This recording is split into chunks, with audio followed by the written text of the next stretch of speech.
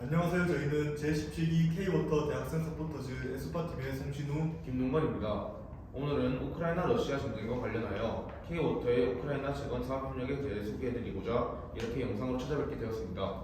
네, 엄숙한 주제인 만큼 저희도 최대한 조심스럽고 진중하게 얘기를 전해드리려 합니다. 그럼 먼저 우크라이나 전쟁에 대해서 알아보시죠. 신우 씨, 우크라이나 러시아 전쟁의 발발에 대해 이야기해 주실 수 있을까요? 네, 물론이죠. 지금으로부터 약 1년 반 전인 2022년 2월 24일 러시아군이 우크라이나군을 침공했습니다.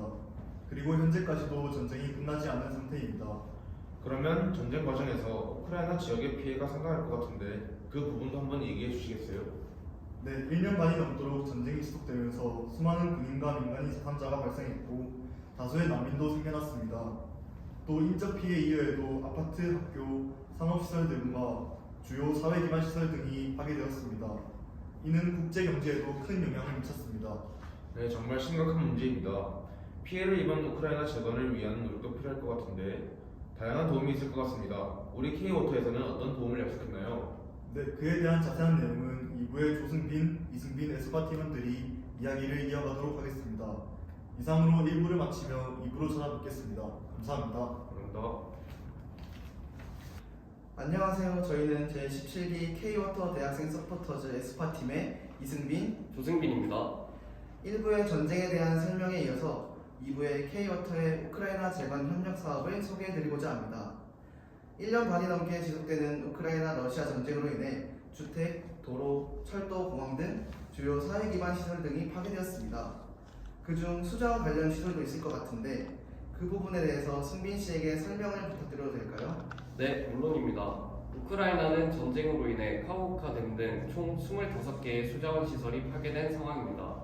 이에 대한민국 정부는 지난 7월부터 우크라이나 재건 협력 사업을 추진하고 있고 K워터는 그 일원으로서 공공기관 중 가장 발빠르게 나섰습니다. 대한민국 국민으로서도 K워터 서포터즈로서도 굉장히 자랑스럽습니다. 그러면 K워터의 우크라이나 재건 협력 사업에 대한 세부적인 내용을 설명해 주시겠습니까? 네, 우선 K워터는 우크라이나 재건을 위해 카호카댐 복구 외에도 노후 수자원 시설을 현대화하고 스마트 도시 사업 추진 등 여러 방면으로 노력하고 있습니다. 네, 답변 감사합니다. 그런데 듣던 중 스마트 도시는 좀 낯선 단어인데요. 스마트 도시 사업은 도시를 어떤 식으로 변화시키는 것일까요? 네, 우크라이나와 대한민국 정부는 우크라이나 재건 시 우만시를 스마트 시티로 발전시키기 위한 사업을 추진 중입니다. 스마트 도시 건설 사업은 거점 도시 연계와 관광 활성화 등 더 나은 도시로 개발시키는 사업입니다.